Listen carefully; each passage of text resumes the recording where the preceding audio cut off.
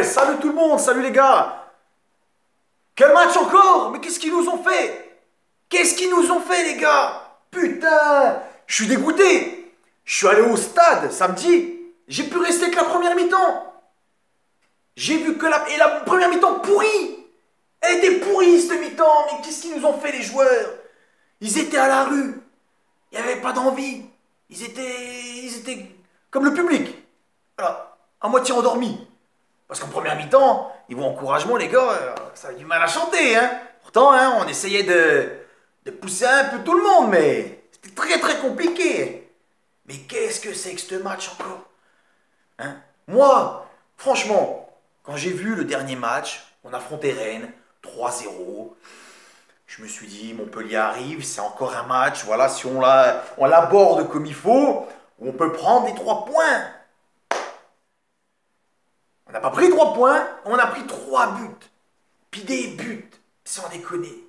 Alors il y a des matchs où on a manqué de chance, ça c'est clair. Mais ce match-là, on était cocus, tu m'excuseras. On était tous cocus dans le stade au final. Putain, le but de Diony, les gars. Qu'est-ce que c'est ce but? Le mec, il est le long de la ligne de corner.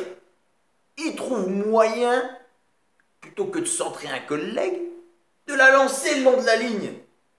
Et Joudren! Oh! Oh Joudren! Oh, pourquoi tu t'affiches? Putain! Donc il nous a fait déjà un sketch avec le Tolisso sur la dernière journée. Le mec, c'est pas compliqué, tu sais pas ce qu'il a branlé, franchement, pourtant j'étais juste devant cette cage-là, on sait pas ce qu'il a branlé. Bref, on revient à 2-1. Parce que oui, et oui, juste avant, on a pris 2 pions dans la gueule. Et oui, puis 2 buts. Alors le premier, centre en retrait, l'autre il te met une lucarne à l'ouest. 1-0, 18e minute de jeu. Le deuxième but, c'est pas un grand pont qu'il a mis sur Varro, c'est un viaduc. Il était à la rue, Varro. Fallait décrocher la caravane à un moment donné. Et il part tout seul. Je pense que Baptiste aurait peut-être dû sortir aussi à un moment donné plus vite. Bon, voilà, 2-0 avant la mi-temps, donc on a la chance de revenir à 2-1. Moi, je m'en vais à la mi-temps. Je m'en vais. Et juste avant, on m'avait dit, ouais, tu vas voir, ça se trouve, tu vas partir, bref, ça va gagner. Je leur ai dit, écoute, moi, je préfère partir et que ça gagne à la limite. Je pars. M'envoie un message. 3-1. Putain, 3-1. Troisième but, pareil, je l'ai vu. Voilà. Un autre message, 3-2. Qu'est-ce qui se passe? Qu'est-ce qu'ils sont en train de nous faire le déjeuner? 3-2. Un but de chatte encore, un but contre son camp. Mais c'est pas grave. On prend tout, nous. 3-2. Eh ouais, 3-2. Et je reçois un message. Et qu'est-ce que je lis? Eh ben, je lis 3-3. Et Rivière, oui, Rivière.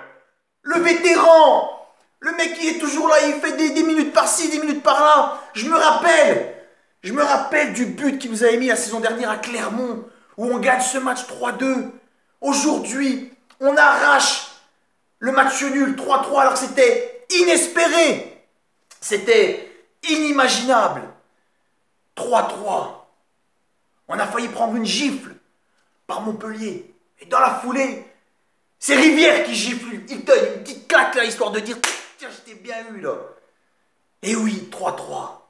Un point qui peut-être, en fin de saison, fera la différence.